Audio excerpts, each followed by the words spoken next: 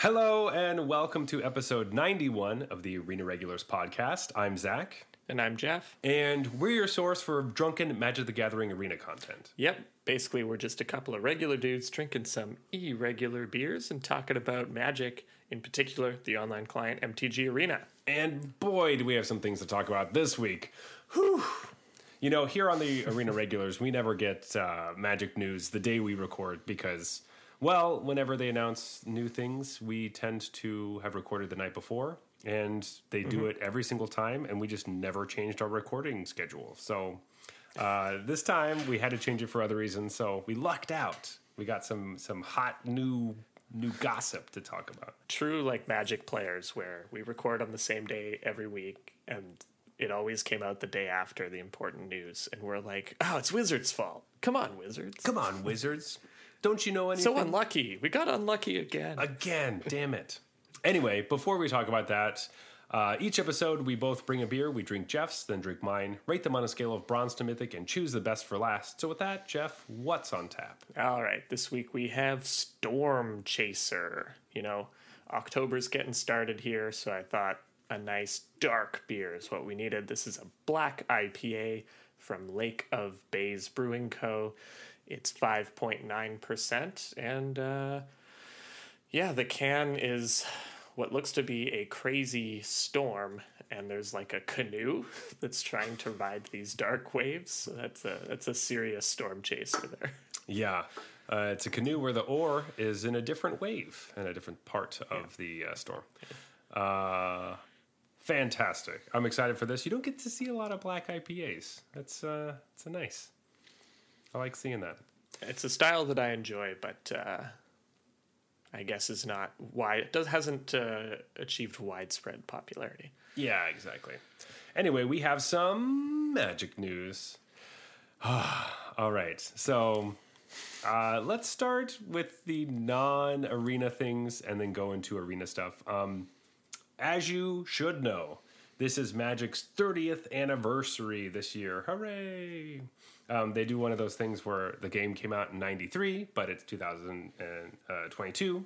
And so they're celebrating for the whole year until 2023. Anyway, so everything's kicking off later this month, and they just announced that there will be a new product that you can buy.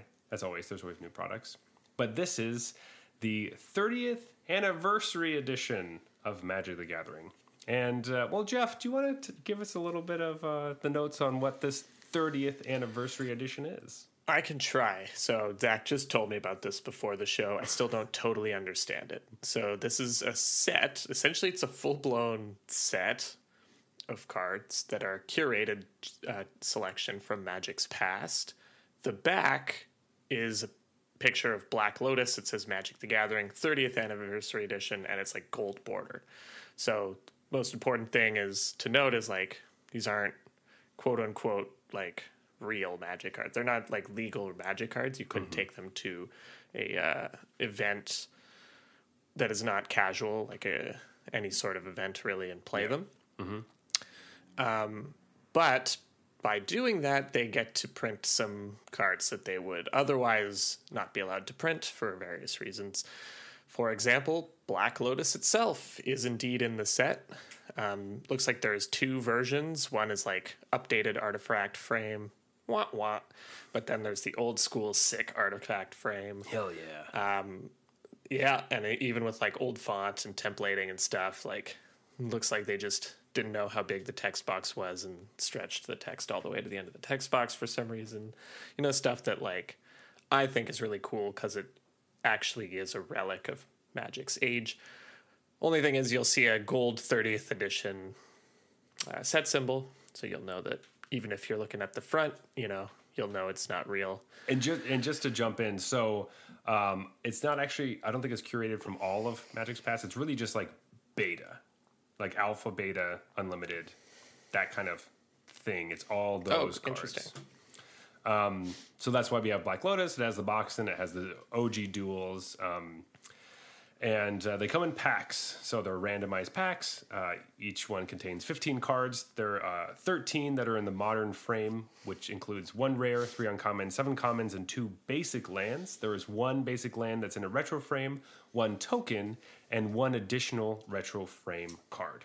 Now, this seems cool-ish, right? It's like, okay, what a fun little product you can get that's like essentially Wizards making proxies. And that's what a lot of people are talking about online. Hey, Wizards is making proxies because they're non tournament legal. So that's basically what a proxy is. The thing is that the price tag for this, it's mighty big. It's quite a big price tag, I gotta say. Whatever number if you haven't heard it, whatever number the listener is thinking of at the price per pack here, I'm pretty sure it's higher. Yeah, so it only comes in a box of 4 packs. All right, 4 packs. We know that recently Wizards has been giving us a bunch of VIP collectors, double masters, whatever things that seem really expensive. But I'm gonna buy 8, right? That's like a booster box, 32 packs. Yeah, exactly. And then you can draft. Yeah, exactly.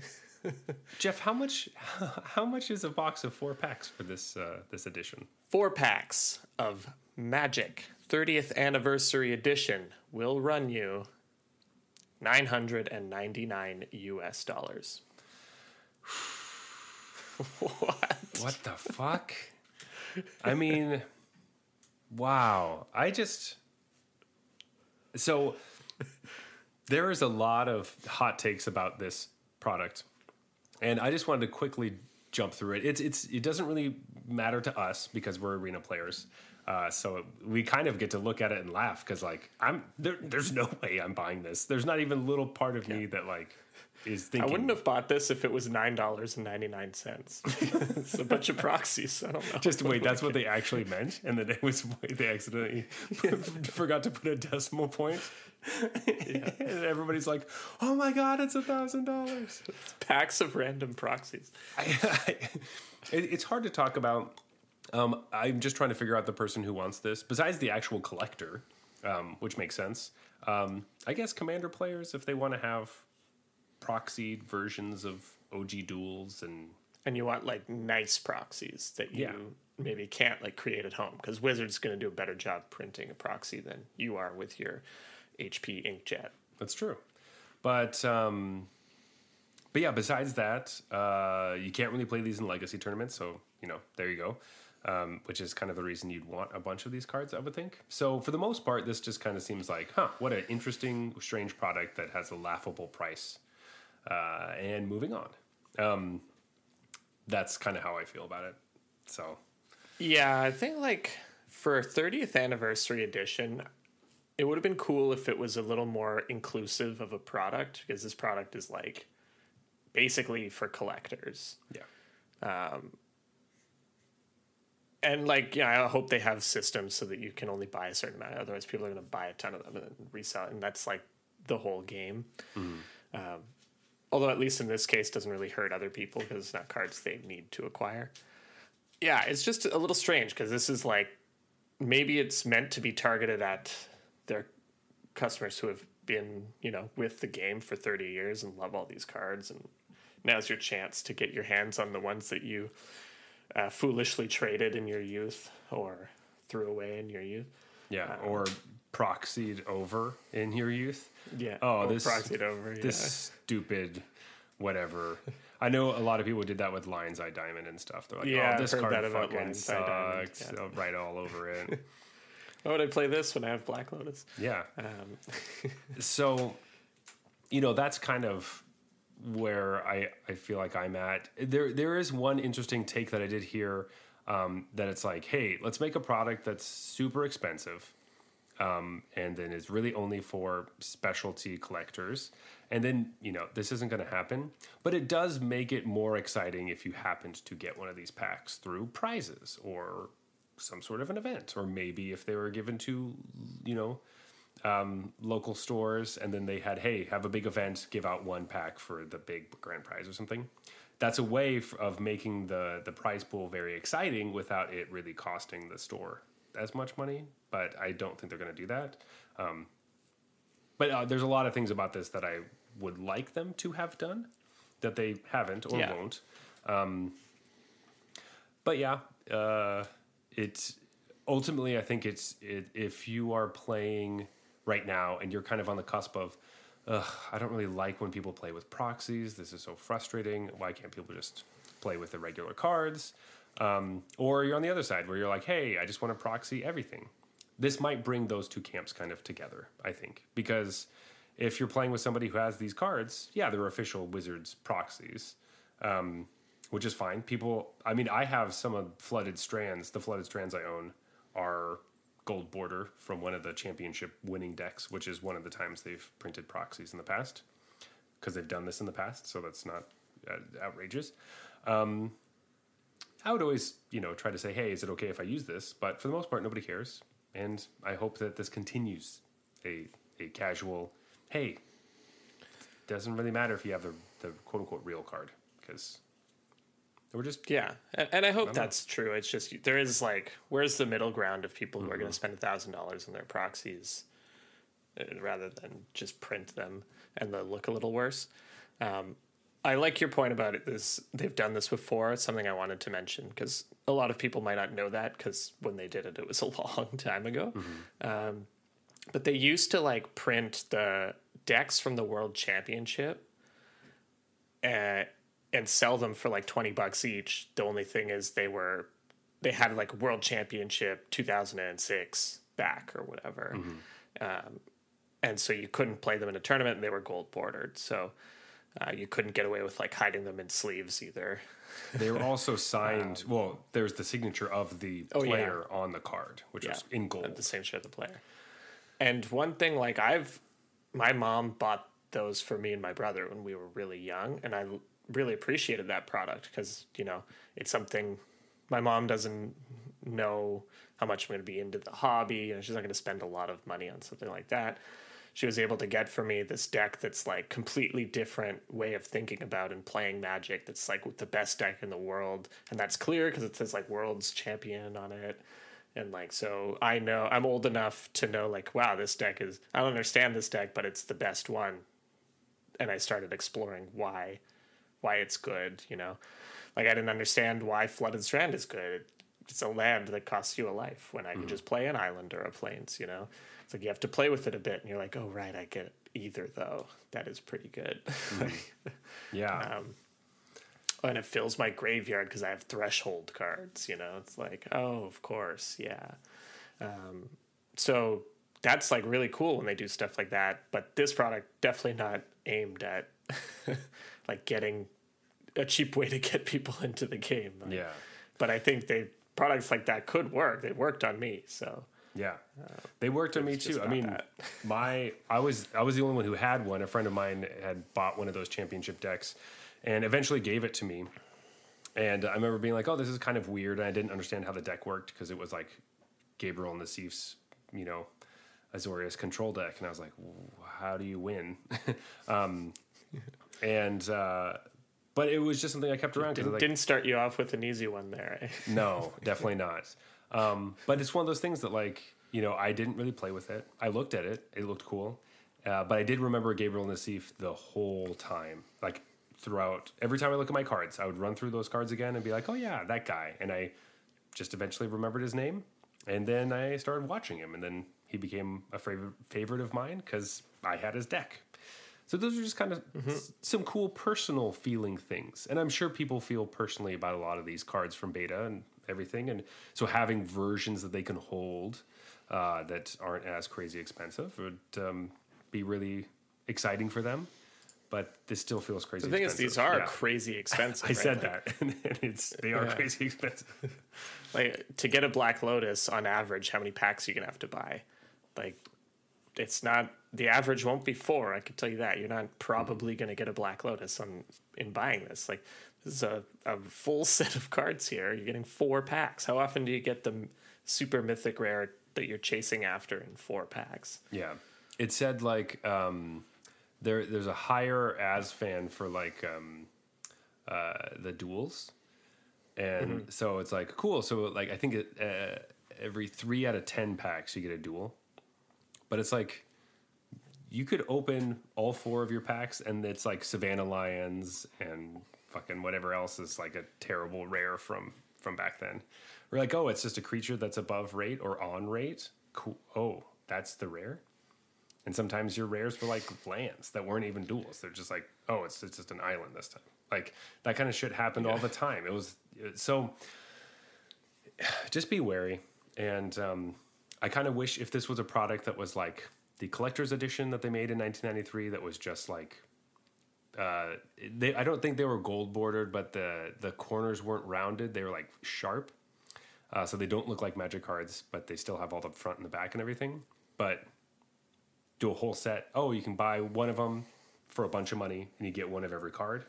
You get the whole set. And you know when you spend $1,000, you get the whole set at least. And this is like gamble, you know. Anyway.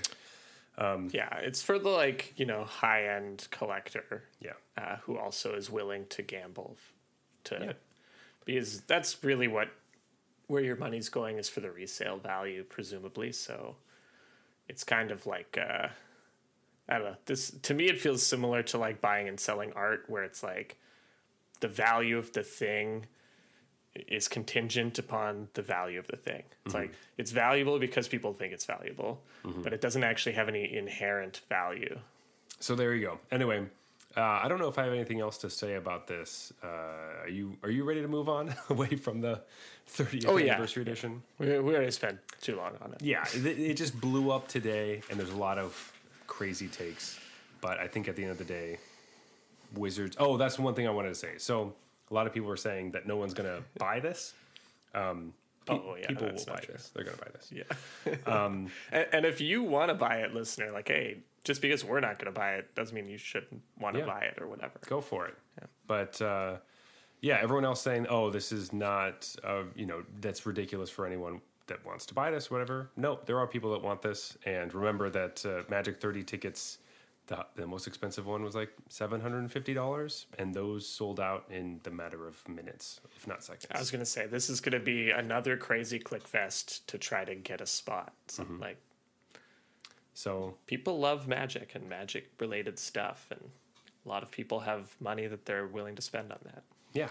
Maybe they want it for their high powered cubes or something. Who knows? So, anyway, that is that. But Jeff, do you want to talk about the most exciting thing for us that we found out today? That was like a little footnote at the bottom of an article that was kind of brushed over, but got me excited. Yes. So, as we predicted, you heard it here first on the Arena Regulars podcast. Shadows over Innistrad Remastered is coming to Arena. And another Explorer anthology. Yeah, that too. Oh my gosh. So we've been talking about this for like 2 years. Well, okay, so we were talking about it, in Strixhaven. So it's like, it's going to be 2 years when this drops, because this is going to drop in 2023. That's true. Yeah. So we were talking about it back when... because when we started the podcast, Amonkhet Remastered and Kaladesh Remastered had just come out, and so we're like, Shadows over Innistrad has to be coming out soon, if not this year, you know. So we were thinking maybe it would come out after Strixhaven, and it didn't. And then they announced like, oh, you know, Midnight Hunt and Crimson Vow, Double Trouble, you know, next fall, 2 Innistrad sets. We're like, well, come on, Shadows over Innistrad Remastered. Obvious, you'd have to be an idiot not to bring it out after that.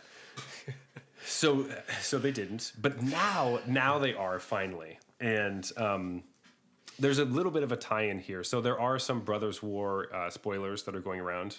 We're not going to really talk about them, just because I don't really want to read them. Also, I haven't seen or read them. But spoiler: the one thing on it is that the Urza and the Mishra cards are like meld cards using that meld ability, and if you don't know, that comes from Shadows over Innistrad. Is that the first meld? That was the first meld, right? Yeah. Well, it was in Eldritch Moon, I think. Just in Eldritch Moon. Okay. And basically, it's just 2 cards that when you have both of them on the battlefield and you meet a certain condition, they flip over, and the back is 2 halves of 1 card. And so you just put them together, and then it's a giant card. And then there you go. So, because Eldritch Moon had this mechanic, they didn't put it into Arena yet. But now that Brothers War is coming out with meld cards, we'll have the technology now, and they'll do it that way. That's my new reasoning for why it took so long. I'm just realizing now that you're talking about this. So I remember I just had like a flash to the Brothers War books, and I remember Mishra like builds this dragon war machine that he ends up merging with himself to become this like super ultra war machine. So that's got to be it, right? It's got to be Mishra with this like random war machine. Yeah, it's and meld is like the perfect mechanic to encapsulate that. Like that's actually what happens. Yeah, it's the Phyrexian Dragon Engine is what it's called. Dragon Engine, yeah, right. And then I guess Urza would have to be like the Power Stones or something, but Mishra was, just had this flashback of like the image from that book of him being merged with this big dragon war machine that the Phyrexians essentially built for him. And that's how they completed him. See, look at that. I think so. I know you haven't read this Mishra card, but you should because it's cool. Anyway, not talking about that, but I did want to quickly talk about these arena things. So, Shadows. I'm just excited to again a set that I didn't draft very much, and getting able to draft it on Arena because we're getting a remastered set, and I want them to continue doing this even when we get through Pioneer. Just keep chugging. Just put all the Magic all the way back until we can get to the 30th anniversary edition cards. just keep putting remastered sets on Arena till we get there. I mean, that'd be great. They could skip right on over the Eldrazi's. No Battle for Zendikar and the worst set of all time, Oath of the Gatewatch. I'd be happy enough with it without that, but is Oath really the worst? It can't be the worst. It might be the worst. It's the worst set since I've been playing actively. I feel like and that involves jumps in time. So there might have been some bad ones in between or before. It's the worst one I've ever played. I feel like one of the that fucking sucked. One of the Theros ones was not very good. Oh yeah, I mean they were all kind of bad. Yeah. But anyway, Oath of the Gatewatch was a dumpster. There's even conspiracy theories that they made it horrible on purpose to tank modern because they wanted to pave the way because it's that's too ingrained old school community. They wanted to pave the way for new stuff by tanking modern. I don't believe that, just to be clear, but there are legitimately people who think that as the only reason that they could explain why Oath was so bad. It just seems like they had a new team. They were starting a new thing, right? That was Magic Origins, and then they had a new idea of what they were going to do, and they just didn't figure it out for a while. That's what it seems like to me. Yeah, that's too reasonable. Jump on the crazy train with me. So wait, real quick. Okay, how would making a standard set, bad, tank modern? How does that work? Well, not bad as in bad power level. That modern format was the worst ever. It was the Eldrazi Winter, and everyone was playing Eldrazi all the time because it had the land that taps for 2 for Eldrazi, so it's turn 2 Thought-Knot Seers. Was basically all modern was. And the whole deck was, all the creatures were Oath of the Gatewatch cards. It was Matter Reshaper, Thought-Knot Seer. Got it. Okay. Devastator, or whatever, the trampling haste one. And the top 8 was all Eldrazi, and the top 50 was all Eldrazi.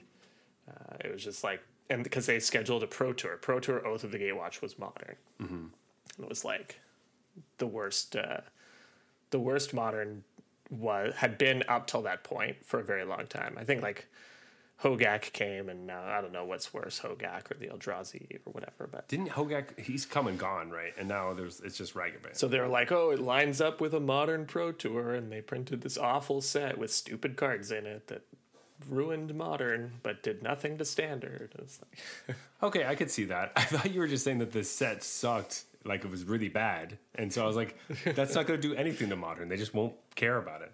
That makes more sense. But no, instead, Modern Horizons destroyed Modern, right? Is that what people say? I don't know. I don't play Modern. I shouldn't talk about it. I don't know anything about it. Reinvented. It reinvented modern. Yeah, into a different thing that has injections into it, which is going to happen to every format at some point. So just get ready. They did it to Modern. They'll do it to Pioneer.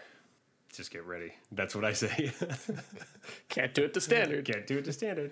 I guess they do it. You could just add too many cards, which they're already trying to do. Anyway, I feel like we're getting super off topic. But maybe we can reminisce a little bit about some of the Eldritch Moon and Shadows of Innistrad cards that we're excited to see come to Arena, and the ones that we expect to get to not make it, maybe. Because they aren't going to put all of them in there. Yeah. As you know. I mean, Dubious Challenge, again, was just the biggest affront. Where do you want to start? So, I mean, like, I have a card here that, like, this will be, after not giving me Dubious Challenge, not giving me this card would just be offensive, frankly. And I would have to consider quitting the game. So, luckily, I think there's very little chance of that because this card is actually good and one that people will want to play. But I'm a big fan of Eldritch Evolution. So for those who don't know this card, it's 1 green sorcery. You have to sack a creature, and then you search your library for a creature with reading these old cards, man. Mana value X or less, where X is 2 plus the creature you sacrificed mana cost, and you put that creature into play. So you like upgrade a creature in play to something that has mana value 2 higher. This card is awesome. It's, I think, a really well designed Magic card because it comes with a lot of risk, but the payoff is quite high. And it's also not just a card you put in any deck because you're 2-for-1ing yourself to upgrade a creature is generally not that good. So it's like you have to have a game plan with this. When you build a game plan around it, it's very, very strong. But there's a huge risk here because, like, if this gets countered, you already sacked the creature. It's an additional cost, not upon resolution. Mm-hmm. So, or they just bounce the big thing or whatever. Like, it's just a really well-designed Magic card, I think, and one that I really like playing with because I like playing creature-based combo decks, and this is basically exactly what those decks want. Nice. That is exciting. That's a card that I tend to see a little bit, and people get cheeky with it in Commander, I think, so I've seen it there. But for the most part, I've kind of like skipped over because it's not always my favorite thing. When you can't do it over and over again, it doesn't seem as exciting to me. But or when you can't like sack a 1/1 to go get Emrakul, like it's CMC or mana value 2. Yeah. So you're just like, oh, sweet, get a 2-drop from my deck. But no, that's so sick. It's so sick. Yeah, I'm trying to get Yawgmoth, baby. I did a whole lot of going to get Yawgmoth with this. I am fairly excited for all the spirits that we're getting. We already got Mausoleum Wanderer because, like, mono blue spirits is good, but I'm kind of excited for a little bit of Azorius or just Bant spirits is probably what I'd do. Because then you can play Selfless Spirit, which is just another way to protect your stuff because you can sacrifice it and make everything indestructible. But Spell Queller is really the card I want to be playing with. It's a spicy meatball. Yeah, so Spell Queller, if you don't know, it's 1 white blue for a 2/3 flying spirit with flash. It says when it enters the battlefield, exile target spell with mana value 4 or less, and then when it leaves the battlefield, the exiled card's owner may cast it without paying its mana cost. So it's kind of like a Luminarch Aspirant, but for spells, and it has flash. What? Actually, no. I guess it's much different. But anyway, but isn't Luminarch Aspirant the thing that makes 1/1 counters? You're right. What's the card? Skyclave, wait a minute. Skyclave apparition. That's the card. That makes more sense. Yes. This black IPA, it's not a high in percentage, it's but hard. it's hitting me pretty hard. But no, I think I heard this card is part of one of the reasons why I was interested in playing Spirits in Pioneer / Explorer. And when I had COVID a while ago, I just stayed in my room and watched a bunch of old Pro Tour footage. And there is like a Bant Spirits deck that LSV was playing at one of these Pro Tours, and Spell Queller was a big part of it. That you're just trying to, get that, you end step / whenever something crazy is going on, you're like, all right, collect a company. Let's see if there's a Spell Queller, or maybe there's Reflector Mage was the other card that they would use. So it wasn't specifically a Spirits deck, but Oh God, I remember that deck. Yeah. That was everywhere. and that deck sounds awesome to me. It's just all these like cheeky, stupid things that do flash speed, or you like protect all your shit when they try to wrath you and all this stuff. Sounds like a lot of fun. So Reflector Mage, so yet another reason Oath of the Gatewatch is fucking dumb. no, I want that card. So I mean, like, yeah, because Reflector Mage comes down and it bounces something that you can't play at the next turn, right? Yeah, which is so obnoxious in the late game because it's like, oh, I'm top decking. I'm not going to draw anything that useful, like, or maybe I will, but like I can't play the thing you bounce. So it's like 2 turns of bouncing. It's just like, it doesn't seem like that big a deal when you read the card and then you play against it, and you play against it in particular with it being collected, companied out. And you're just like, that's fucking stupid. It sounds super cool to me, but also I haven't played with it / And against you it. get Really. like somebody with Eldrazi Displacer just bouncing it, like flickering it every turn. You're just like, oh, this is super fun. Yeah. But Jeff, I love those decks where your opponent is not having any more fun anymore. It's just not allowed to do anything. Yeah. Yeah, it's great.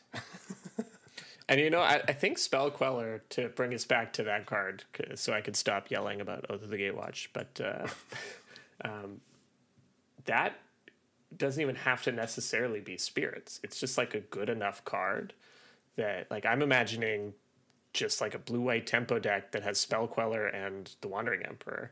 I don't even know what the rest of the deck is, but I already think I kind of like the sound of this deck. Like, Yeah, I also kind of like, we don't have Reflector Mage, but it would be interesting if you're playing like some sort of Azorius with a tiny green symbol just for Coco.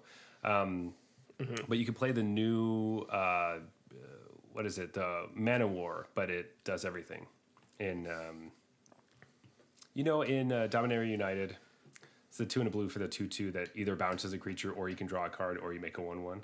yeah, it's like an academy. Something I can't remember. something the name like of this that. card, but, yeah. But a bunch of like abusable flicker things / enter the battlefield at your opponent's end step and do stuff. I know, seems fun. Yeah, I think one of the only awkward things about Shadows over Innistrad Remastered looking through is like, I legitimately don't know if they knew they were going to do it, because so many of these cards appeared in random anthologies and random editions. Even like the Explorer anthology that just came out added Tireless Tracker in as like a big boon to green mid-range decks. And it's like, well, now so many of these cards I'm looking at, I'm like, oh, this card's sick. I'm like, oh, we already have that. Yeah. Actually, that's already on Arena. Well, it's like a lot of the zombies tribal stuff. It's already there. we have Splendid Reclamation's already there, right? Harmless Offering, they already added that. But the one thing I was wondering, so this is something that's actually interesting. Thalia's Lieutenant. as if everything else we're saying isn't interesting, but this is actually really interesting. So, with this anthology, do you think that they will? It's not an anthology. With this remastered set, do you think they're going to keep all of those cards that are already in Arena in the remastered set, so you can draft with them and get those cards through the draft, or will they just omit all of those cards and have the draft set without them, and then you can't pick them up in the draft? Like let's say that I didn't pick up Mausoleum Wanderers, or I didn't craft them, sorry. And so maybe I'm drafting thinking, oh, maybe I'll pick up a couple Mausoleum Wanderers when I draft, and then I might play Spirits later. Yeah, my preference would be that the rares and mythics are not reprints because they only have so many slots. So, and I don't buy the argument that it affects the draft format as much if it's a rare or a mythic. For commons and uncommons we already have, obviously go wild, like put whatever of those in that is best.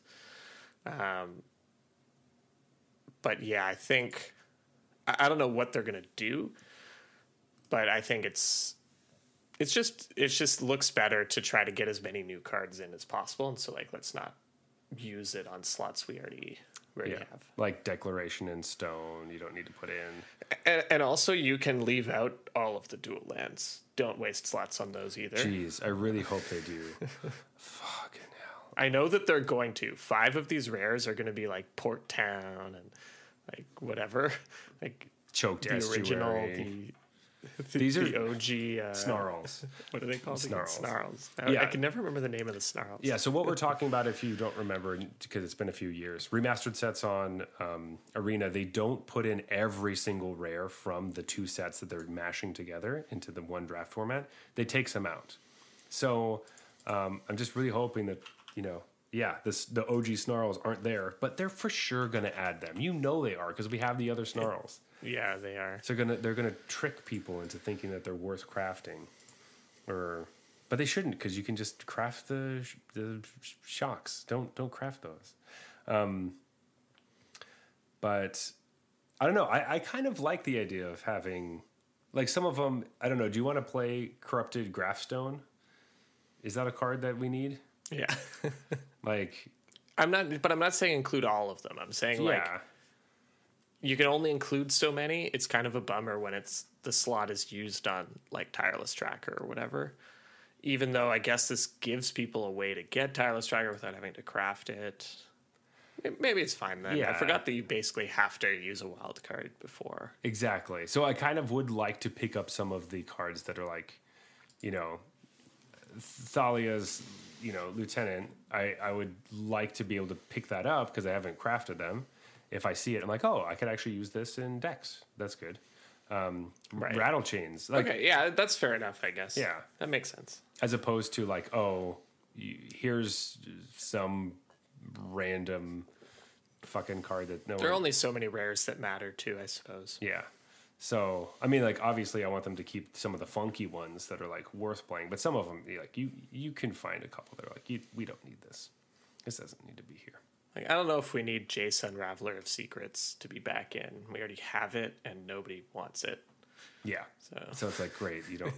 So yeah, but it's always nice to have more stuff, more cards. Bring us to Pioneer, please. And there's so much cool stuff in here. Like, just reading through the cards again, I forgot, but one card that I'm a big fan of and hope sneaks its way into here, but I'm dubious given all the sacrifice. Like, sacrifice has been so good for so long, and people are really starting to hate it. So I wonder if that's gonna like get a knock against this card. But the card as I'm thinking of is, I can't find it, but it's the original Ormondal. I forget what the land side is called. It's called West but it's a Vale, land that Westvale Abbey. Westvale Abbey, yes, thank you. So this like is just a land that you play in your sacrifice decks, and then if the game goes long, it just turns into this like 9/7 flying lifelink indestructible haste. It's a sweet card, but I know that people are getting a bit sick of sacrifice, and rightfully so. Even as a sacrifice player, I'm like kind of wishing, man, I wish sacrifice wasn't just like always good. But yeah, there's so many cool cards, like Thing in the Ice, like you were mentioning before we started recording. I'd forgotten about that. There's all the like Delirium stuff. Grimflayer was a card that I liked a lot. And Ishkanan, like Liliana, the Last Hope can be the second best 3-mana Liliana. there's some cool stuff here. Seasons Past was a card that I loved. Yeah. So you're just like scrolling through. You're like, oh yeah, actually this. I always remembered this set as being like kind of decent, but not great. And I'm looking back and I'm like, well, there are a lot of cards that really mattered and I really liked. So maybe it just was a really good set. Yeah, like I really liked, or like mini block or whatever. Yeah, two set block. I really liked Fevered Visions, which is just the dorky enchantment that's 1 blue red for enchantment that says at the beginning of each player's end step, that player draws a card, and then if a player is your opponent and they have 4 more cards in their hand, it deals 2 damage to them. I don't know if this was a card that people... Was this like a tournament card? I'm not sure, but I definitely played a lot of it on Magic Duels on my phone back when that was a thing before Arena. Oh, it was. It was an absolute nightmare. There was like a mill deck, basically. And it was like a blue-red mill deck. Oh, this was baby. Part of it. Oh, yeah. That sounds so I think good. it won... I don't know if it won a Pro Tour. It won like some big SCG event, I think.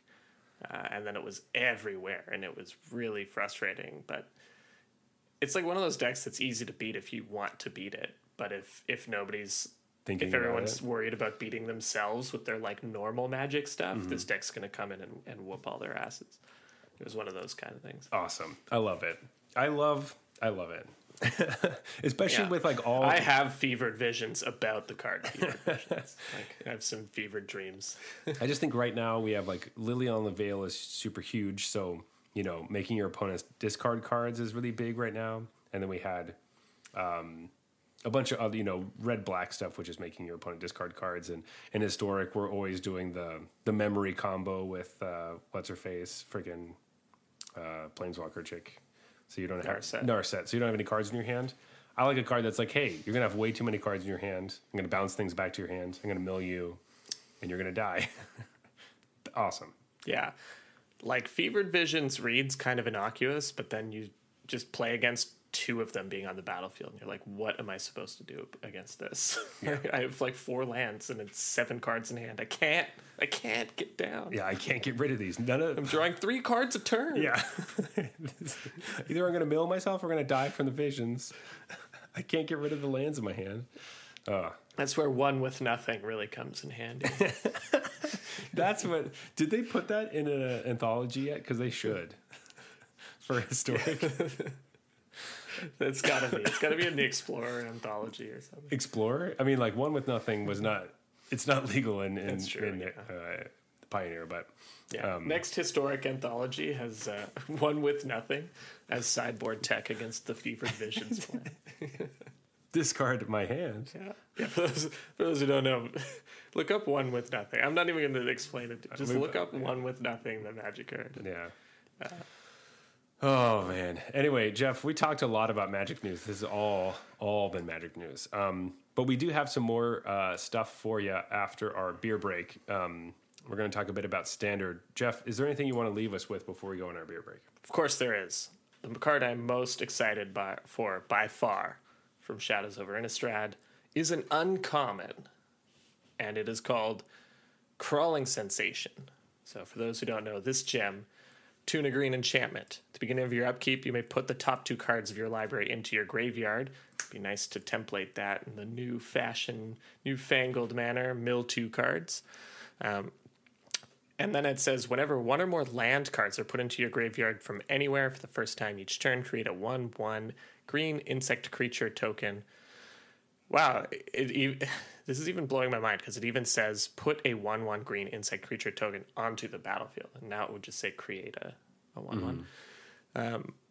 Like this card is going to be so much less text in the modern formatting. And I don't even feel like this was that long ago. But I guess it was because this reads like an ancient Magic card. Yeah, I loved this card. I played it in a Gitrog monster like mid-range deck that was all about lands going to the graveyard. It was freaking awesome, and I'm super excited to play that deck again. And this was like a key part of it because this was like the engine, and Gitrog Monster was like the slap it down and let's finish this thing. And they've printed stuff kind of similar to this, but they've always hosed it. And it makes me wonder, like, did they know Crawling Sensation was really good? Because I was the only one that ever played it. But yeah, I'm like not. I have no idea if it's actually even going to be in the set. This could easily be one of the random cards that gets the axe, but it's like a powerful limited card. So it's like powerful but specific. Like it's not just going to win you the game in limited. Well, it's not a creature, so there's some. I guess it is. Yeah, there's some like cost benefit analysis there. You're milling yourself to a turn. So, yeah, I loved this card. I played it like crazy in standard to some of the. I think that deck might be one of like my favorite ones that I've ever built. I don't think it's the best one that I've ever built, but it was definitely one of my favorites. So if this makes it through the screening process, I'm going to be so psyched to be playing a Gitrog Monster Crawling Sensation deck in Explorer. Nice. Yeah, I've heard you talk about this card a few times actually. So excited. They've got to add this one. If they don't put Dubious Challenge and Crawling Sensation in, then we know that Wizards is listening to the podcast and purposely. We know they're listening. They're like listening to this right now, and they're like, "Cut it from the file. Cut it from the file right now before we put it out in 6 months or whatever." Yeah. God, awesome. Anyway, let's go to a beer break and come back with some standard. This beer break is brought to you by our patrons over on Patreon. That's right. You're already supporting the show just by being a listener, but if you want to support the show even more, well, Patreon is the best way to do that. Plus, you get to vote on your favorite co-host by clicking this big old button that will say, "Buy Jeff a beer." I've been meaning to make it bigger, but Zach won't let me. Or you could click the reasonable size button that says "Buy Zach a beer," because I'm reasonable. And if you prefer sending us beer emojis to real-life in-person beers, we take those too. Just come and find us over on our Discord channel. Or go to patreon.com/arenaregulars to vote on your favorite host. Jeff, I got something special tonight. Yeah. What is it? 2 years in the making. It's been 2 years since we have... Well, I mean, we're not quite at our 2-year mark, but I'm going to say it's 2 years since we've had this type of beer. It's pretty close. Last one was an actual Halloween episode, so... Yeah. Last one... Go back and listen to that episode, because... Actually, no, don't. It's our worst episode ever. Or at least trying to be. I brought a pumpkin ale. So we've only done one pumpkin beer before, and it was 10%. Luckily, this one is only 6%. It's from Lake of Bays, just like our other beer for the night. And, it's just the season. And anytime I can convince Jeff to drink something weird, I gotta do it. So, pumpkin ales it is. We'll see if this one's any good. And we'll see if I go on a 10-minute rant again about pumpkin ales after this. Yeah, I made Zach promise to keep it under 5 minutes this time. But, Who knows? There's no controlling it. Yeah, I can't even control it. I can't control myself. So hopefully this will be good. The things I'm usually looking for. Actually, I'll talk about this later. Don't listen to me. Jeff, I did have one thing I want to talk to you about for Shadows over Innistrad Remastered before we get into Standard. What are the chances that they're going to change or override the werewolf mechanic so that it is now day and night? Do you think they're going to do that? Oh, that's a good question. I think they should. I think the question is whether or not they will. I'm going to say yeah. Let's just go with yes. All right. I think I'm with you. I think they will and they should. We can get rid of whatever cards specifically talked about that didn't deal with that. If there's specific cards where it matters, they don't have to include those, right? Exactly. So we just won't add them to Arena, and every werewolf on Arena should work the same way. So, or at least the ones that flip. Yeah. Anyway, good. I'm glad if they don't, and like werewolves becomes a high tier deck in Explorer or something, it's gonna be so confusing to play against. Like werewolves are gonna be a high tier deck in Explorer. I know, it's obviously ridiculous. What are the chances that werewolves are good in the remastered draft format? I don't remember if they were good originally. I think they were pretty good, actually. I think red green was like a reasonable deck. if I remember correctly, Shadows over Innistrad had like green was just strong. The best draft deck was green white. Oh. That's what my memory tells me. Eldritch Moon I didn't draft that much of though, so that's gonna mix everything. That's true. That's really true. Up. Do we want to talk about Standard? Yes. So I know you've been playing quite a bit. Yes, preparing for an event. Mm-hmm. Haven't done that in a while, so that's so exciting. Oh, I'm so excited for you. Yes, my son has a much more natural, still not, adult level natural, but he has a much more prescribed sleeping schedule now. So after he goes to sleep, I can play a game or two. So Standard is in a place.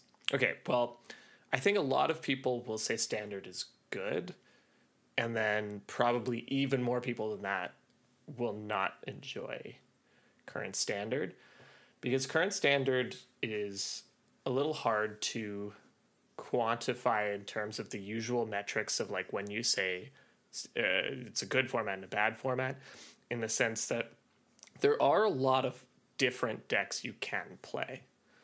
Mm-hmm. There are like, a dozen different totally reasonable choices.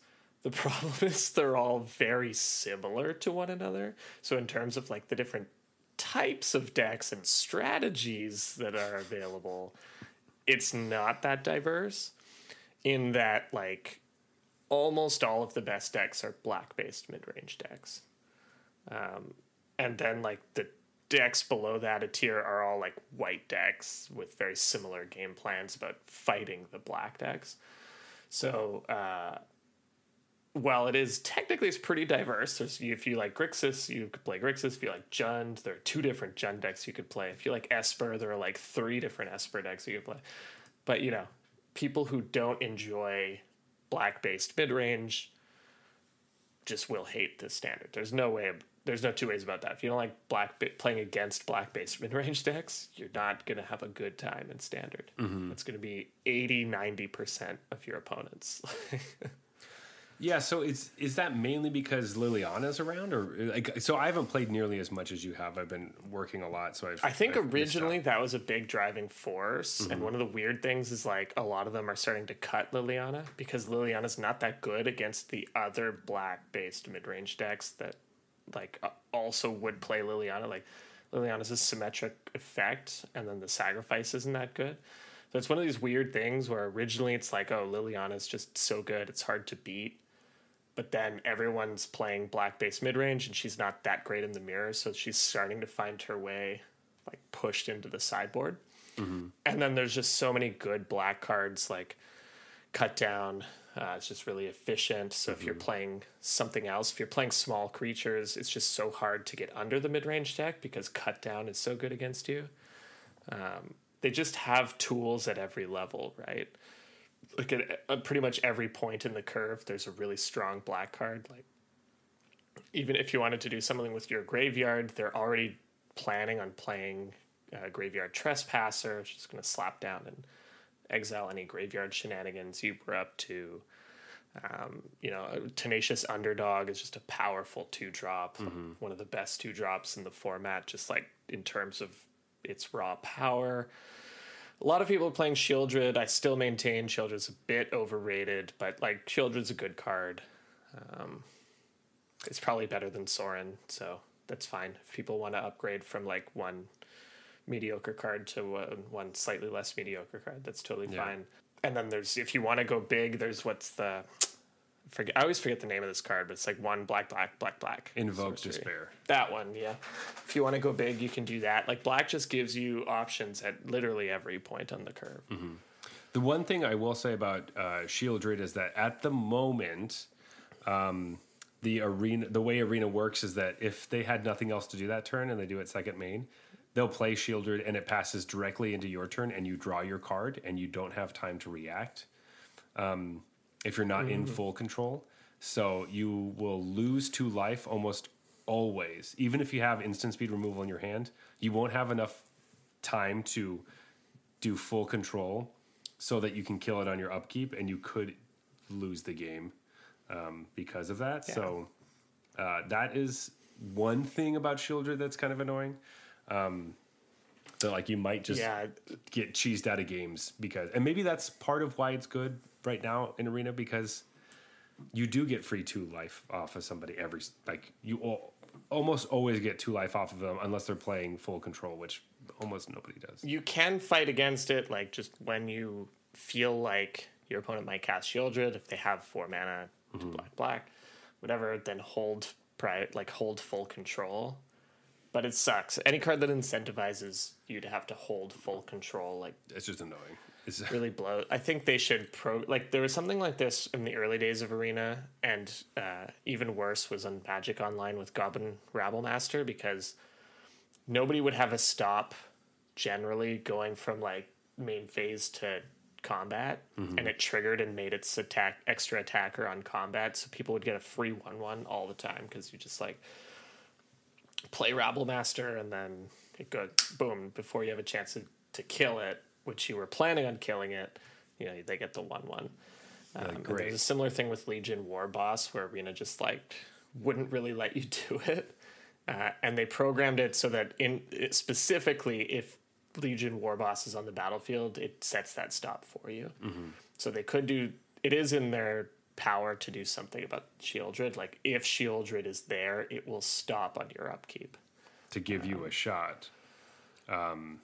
Because right, and they could probably even do it so that it only does that the first time, because it'd be so annoying if like every single just getting trounced by the Shieldred, and like every turn it's like, oh fuck yeah, I get it. Hey, do you want to deal with this? You know I can't, Arena. Okay, so don't fucking give me time to do that. Empty-handed, you son of a bitch. So that is one thing, but you know, that's a good call out though. Like if you're playing for $10,000, $30,000, make sure you set those stops for Shieldred. So just watch out. But I will say, so I have I'm going to let you talk about a certain deck in a few moments, because I know that you want to. But I did have a question. Now that we're talking about the black card curve. There is a mono black mid-range deck that is going around that seemed popular enough, but I've been seeing a lot of Evolved Sleeper. Now this is a card that I originally didn't see as extremely exciting, because it's another one of those upgrade cards that we've talked about with Ascendant Spirit that we're kind of like iffy about, and I've been trying to take it out of my Spirits deck whenever I can. But Jeff, I wanted to hear your take on Evolve Sleeper. What do you think about this card? Yeah, so I don't remember if we talked about it or if I was just thinking about talking about it. I remember when I read it, I was like, okay, they might have made the costs cheap enough that I'm finally interested in this type of card. Like, they've printed a few of these, and it's always been like, it's just too expensive. Like, you look at the final creature, and it's like 10 mana, and that just doesn't... It's unacceptable in today's game, and this one, it's like 6 or something. It's like way, way less. Yeah, it's 7. It's 7. Yeah, okay, it's right. I forgot you have to actually pay for the creature in the first place. I still don't think Evolved Sleeper is that good, though, in the current meta, because it's just the same problem. You sink mana into it, and then there's just so many efficient ways to kill it. Like, the number of times I'm sitting there with Cut Down, just like... push the button, dude.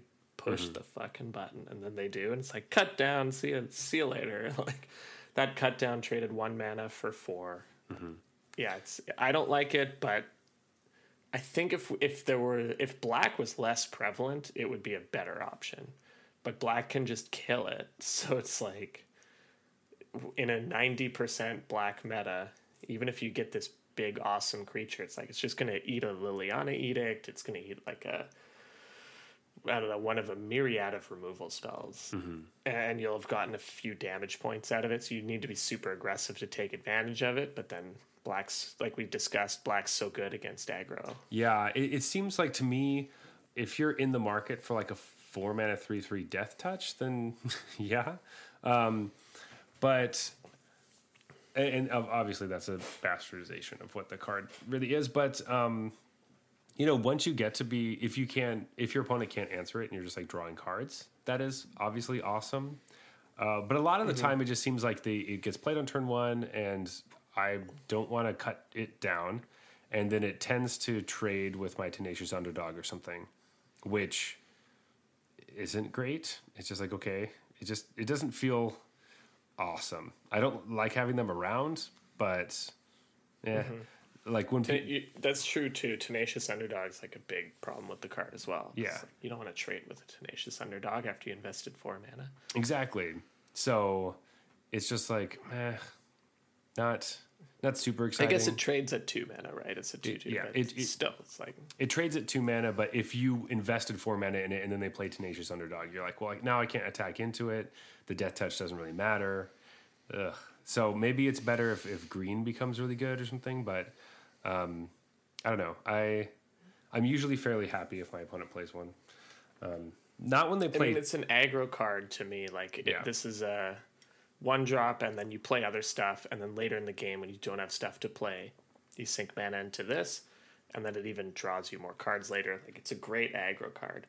But we've already discussed black being good against aggro without even mentioning the real reason you just cannot play aggro, and that's the Meat Hook Massacre. You can't play aggro in a Meat Hook Massacre format.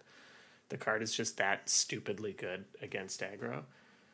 And so I think for me, Evolved Sleeper is like a when Meat Hook rotates, maybe kind of thing. Which, next year. So, yeah, have fun waiting to really be excited about that card, I think. Meat Hook Massacre is too good. That card's...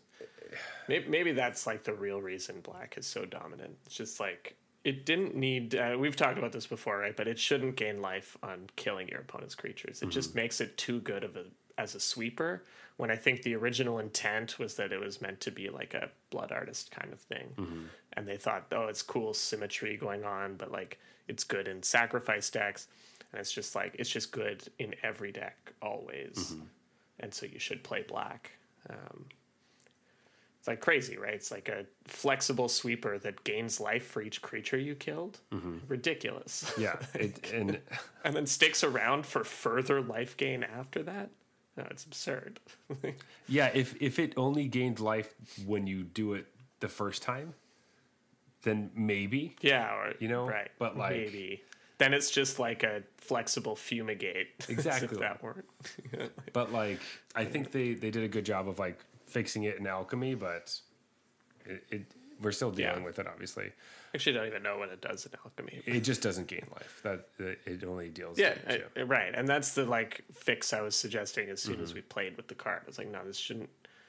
I like what they did there, and I understand why they did it. It's like it's a cool symmetry, but no, it just made it too good at what was supposed to be its secondary job, and now like what it was intended for is its secondary job. But yeah, so that's another reason black's everywhere is like you can't get under them, and because of Meat Hook Massacre, because of Cut Down, because of now Liliana, like Liliana plus Cut Down is such a 1-2 punch that it's like, okay, I kill one thing, and then your big thing that can't get hit by Cut Down, just right on my curve, gets hit by the Liliana. It's just too hard to go under it, and so what we're seeing in the format is we're just pushing bigger and bigger and bigger. And like I said, Liliana's starting to get moved into the sideboards because like your opponents have a wedding announcement or whatever. Like Liliana gets a lot worse when your opponent has Tenacious Underdog and winning announcement. And like, okay, I discard my Tenacious Underdog. You can't make me sag anything because I have a 1/1 token. And so it's like cannibalizing itself, sort of. That's good and bad news. I think when a format does something like this, where it's, okay, we know mid-range is the way to go, we're going to start pushing bigger. The way to take advantage of that is to just play a control deck. I think counterspells are at an all-time high right now because people will not get under you. They're pushing their curve higher and higher and higher, and then they're like, hey, turn 4, I'm just going to slap a Shieldred on the table. And you're like, cool, Essence Scatter. Like, you're just so far ahead on that exchange. And you play Dissipate because Dissipate's amazing right now because people are playing big threats that have like recursion and stuff. Someone's going to play Invoke Despair. I remembered the name. Boom, negate that, play something else, like see you never, game over. If you like, if it's that turn 5-6 thing, it's like invoke despair, negate Wandering Emperor. Like that's it. That's it. So I'm really looking into control decks at the moment. Problem is the tournament I'm interested in is like not this weekend, it's the next weekend. The format will have completely adjusted by then. But I think right now, if like the tournament was tomorrow, I would probably play a lot of blue and a lot of counter spells because people are just going so big, man. They're not even playing Liliana. They're to like make you discard these cards and like really punish you for staying back and playing Drago. Yeah, it's just like kill that creature, counter that. Memory Deluge, I think it's a really powerful card at the moment. That's going to win you some games. So just that's where I would be. I tried a blue-black control list. That was kind of fun. It's like Liliana, Kaito, Lear, and then just counter spells and kill spells and stuff. It was pretty good, but I think blue-red's probably better. And you just play like Fable of the Mirror Breaker, which is what you just get to play Fable. Just because you're red. Yeah, that's interesting. I was I think you're probably right with that because I was playing a really stock Esper list that was much more mid-rangey, but I was really excited with Make Disappear. Ended up being like just phenomenal. And so definitely like jumping on the counterspell train is great. But I was just having fun because like the level I was playing where I was still going up against Liliana all the time and I wasn't seeing that kind of creep into the higher part of your curve. But I was really enjoying having a bunch of like just a bunch of 2-drops that all had some sort of graveyard ability. With Denick, the like Azorius 2/3 lifelinker that makes it so you can't target cards in graveyards. Cards in graveyards can't be the target of spells abilities, yeah. And that was really helpful against all of the graveyard trespassers. Now, he does die to cut down, which is annoying. But you never really feel that terrible because you have another card in your graveyard. Just like Malevolent Hermit, Tenacious Underdog, anything that I can discard to Liliana and then play later feels really awesome. And those are already cards that I'm interested in. So doing something like that has already been fun with some counter magic and a little bit of, you can play Wedding Announcement if you have white plus all that. So what you talked about before. Plus black, because obviously having a little bit of black somewhere is always good. Yeah, and actually I was going to say, if you don't want to go all the way to the control route, I mean there's 2 ways to approach metagame, right? Like there's the level 1, which is like black decks are the best, play a black deck. And then there's the level 2, which is like black decks are the best, play something that just dunks on black decks. I always find myself like going into the level 2 and then wishing I'd just level 1'd it afterwards, because I run into like the 3 people in the tournament who were not on black mid-range decks. The 3 people who I just like Gruul Aggro, so I played Gruul Aggro. And I was like, well, I can't beat Gruul Aggro. Are you kidding? I'm expecting to play like Sheoldred and kill that. Like, the other thing, the reason I forgot to mention it, but blue-red. The reason I like red is because of there's like the 1 mana shock that exiles. That's why it's really good. So it's like Underdog, Sia. That does sound nice. The 2/1 that you just mentioned, Hermit. Malevolent Hermit. But I was gonna say, if you want to do the level 1 thing, play a black mid-range deck. I really like the deck you basically just described, which is a little lower to the ground Esper that plays a lot of 2-drops, the Hermit, the Denick, and the Underdog, and probably like legitimately like 4 full 4 Make Disappears. And then you're goes only up to 4. Like your top end is, I don't know, the Wandering Emperor, basically. I guess, probably. Yeah. That's probably what I would play, because it's gonna the make disappear is just going to win you so many games. Mm-hmm. And but I've seen. I was just going to say, make disappear is really great when you're playing wedding announcement because you're getting a bunch of tokens every turn that you can just have around. The stock list I was playing had a bunch of obscure interceptors in it, which I have really don't like anymore. And it always seemed too slow. So I would say cut anything like that. And I don't know if you remember this, but that was my choice for like the overrated card in New Capenna. I've never liked it. I still don't like it. I wouldn't play it. I would play Wandering Emperor as my top end. Mm-hmm. I definitely liked the card, thought it was going to be an important part of the deck, and I have since come off it. I was playing a list. I'm seeing like air tie in there a little bit as well, which is a similar thing. I like air tie a bit better because it's more flexible and easier to cast. But yeah, Obscura Interceptor, just like it's just always underwhelming, basically. And in this deck, you have such high power level. Like the card is fine, but this deck has such a high power level that like it's a high bar to cross to make the main deck of this, in my opinion. Yeah, and I don't think that the Interceptor crosses that bar. No, cut it. Well, but even though it's a totally reasonable looking card on paper, right? Like, yeah, this card is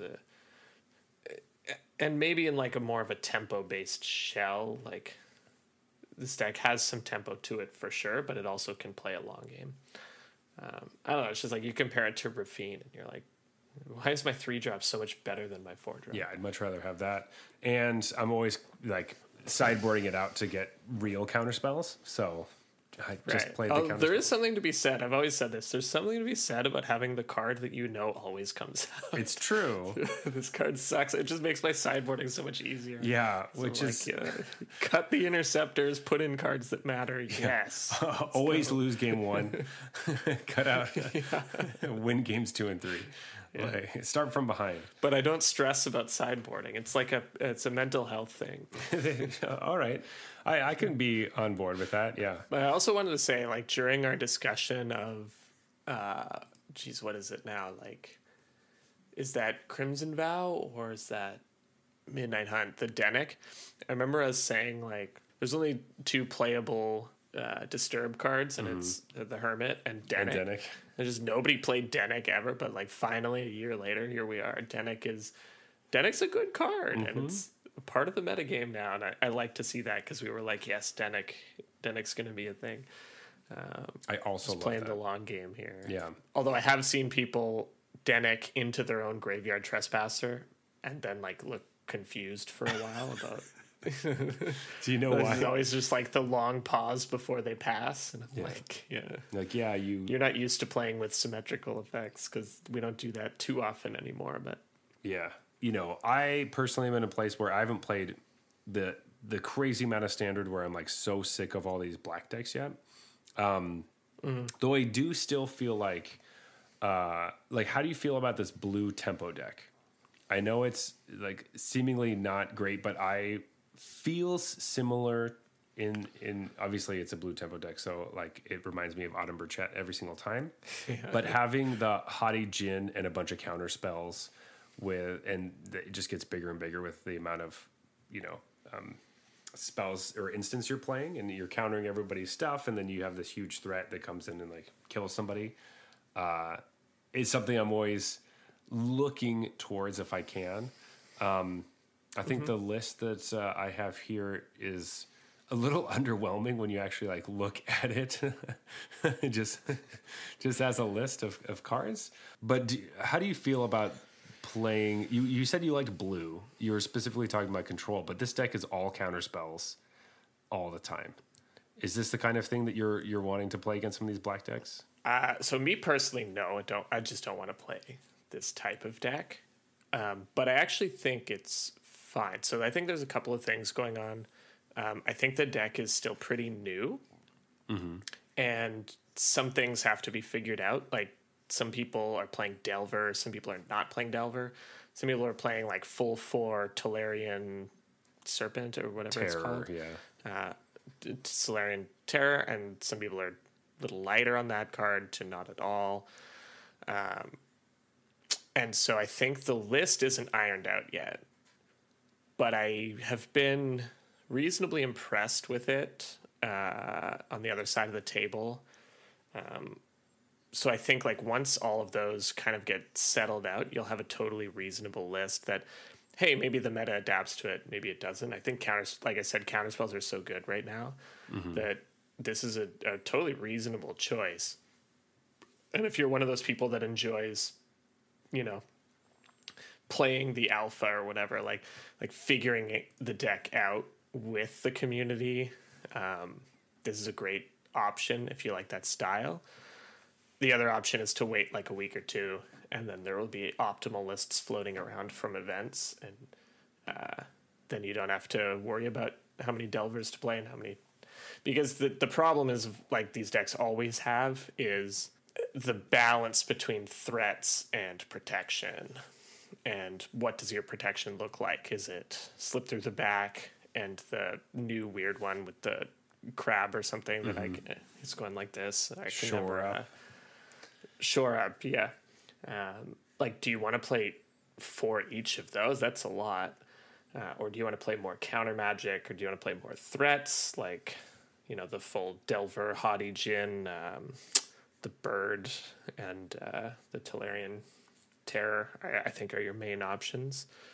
Ledger Shredder is the Bird that I was thinking of. Yeah, I think there's just like a lot of question marks about how to build the deck properly. But it seems to me like one of those things that, you know, if Autumn Burchett was piloting it, I would lose. So, well, yeah, I mean, I would assume that against most every matchup against Autumn Burchett, but that I was going to lose. Well, it means it's at least like a semi-reasonable deck. I could beat them if it was like you know, one of these starter decks maybe, where they just have a bunch of like 2/2s for 2 and 3/3s for 3. Okay, yeah. If that is the spectrum of they have a shit deck that isn't even close to playable, and I have a tier 1 deck, then sure. But that's what I'm saying. So this isn't a shit deck that isn't even close to all right, perfect. I like that stamp of approval. But you can easily play 4 Make Disappears in this deck, and Slip Out the Back is, you know, one of my faves. I like it. So this is one of those decks that I have to begrudgingly admit that Slip Out the Back is more annoying. Like, it's better than I thought it was. It's good. Every time I'm against it, I'm like, ugh. Like, I can't do anything. I could Liliana Minus here, but that's so bad if they have Slip Out the Back. Yeah, then you just have like, one. So I'm literally just like sitting there. I'm like, well, I hope I draw one of my 4 duresses because I'm 100% sure they have Slip Out the Back. And then I duress them. It's like Slip Out the Back, and Shore Up. I'm like, Yeah. huh. Fun. So how do I... Come on. Take Slip Out the Back. Come on, second duress. And then like Liliana, I guess, or Meat Hook Massacre. Something that Hexproof doesn't do anything. Yeah. Well, no, Slip Out the Back just phases it out. So Meat Hook wouldn't even do anything. No, that's what I mean. Shore Up. Sorry. Duress both, Slip Out the Back, Gotcha. leave them with Shore Up, and then do something. That's my game plan. Nice, good game plan. But this deck is one of those ones where I saw it in an event, I played against it, and I immediately was like, ooh, that's the deck I should be playing. Whatever I'm playing right now, that's not necessarily my style. I should be playing the... That's funny because I played against it and I was like, this is the deck Zach should be playing. Now, these are things that I say. It doesn't necessarily mean I'm good at playing these decks. It just means that I always gravitate towards them and I want to play those decks. You should always play the decks you enjoy, right? So anytime there's the opportunity for that, take it. And like, you have to balance how much you enjoy winning, I suppose. But if you can get like... I'm generally happy with a tier 2 deck that I really like playing. See? So there you go. And transitioning into that, I don't know what tier this deck is. But Jeff, you had a deck. I don't know if you want to talk about it, but I kind of want to talk about it. That you put together, you built. Of course, yeah. And I played and I took into an event. And I liked it quite a bit. It was a deck that I really enjoyed. But I wanted you to be able to give a little spiel about this build.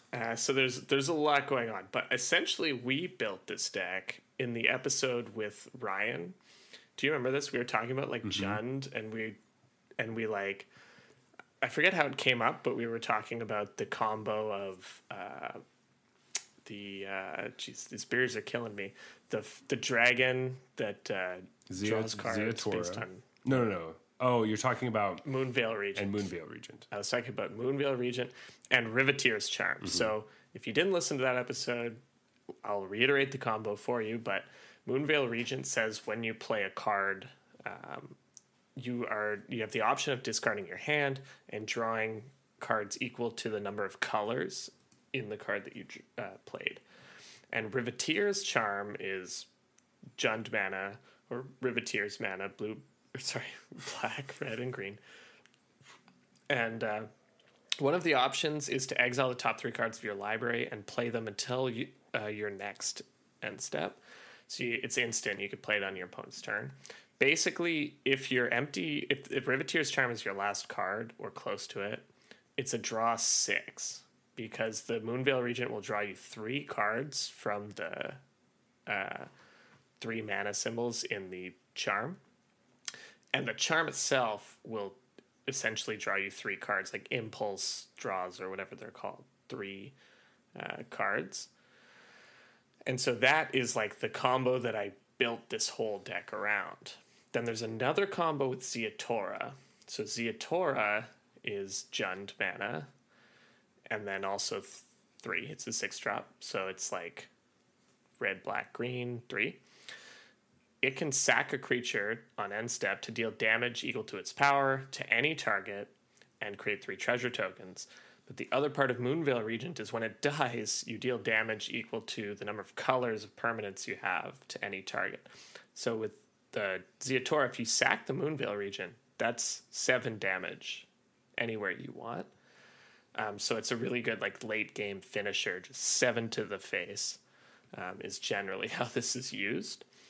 But it goes both ways because when you play the Zeatora, it's probably the last card in your hand, and you draw 3 off the Moonveil Region. And then I saw, of course, the new Jund legend, which is the This is my favorite part of the deck. Windgrace. This is my favorite part right here. Soul of Windgrace, I want to say.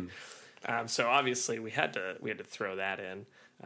Again, it combos with Moonveil Regent because it's a 3 different colors in its casting cost. So Moonveil Regent, again, cares about that both ways.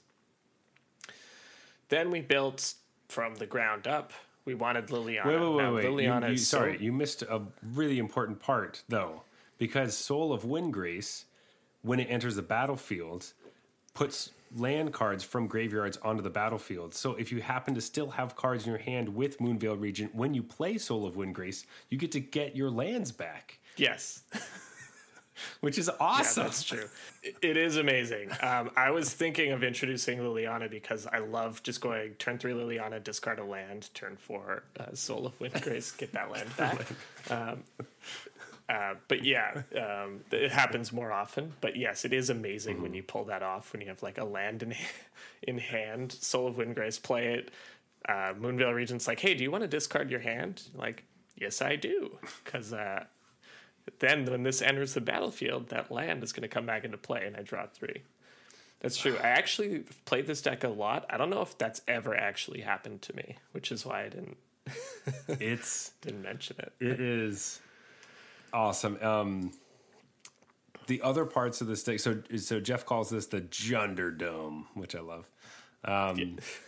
And you have some usual suspects: Cast Down, Tenacious Underdog, Infernal Grasp.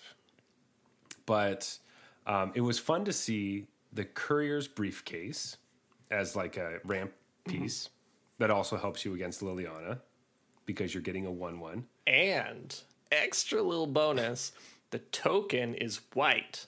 So for the Moonveil Regent, it often gets up to 4 because the token is white. That is something I never ran into. That's so cool. So that's awesome. And then you also have a little bit of Wrenn and 7 that kind of... Wrenn and 7 mixes a little bit with Windgrace because Soul of Windgrace cares about lands and you either discarding lands or putting them into play and playing extra lands and all that kind of stuff.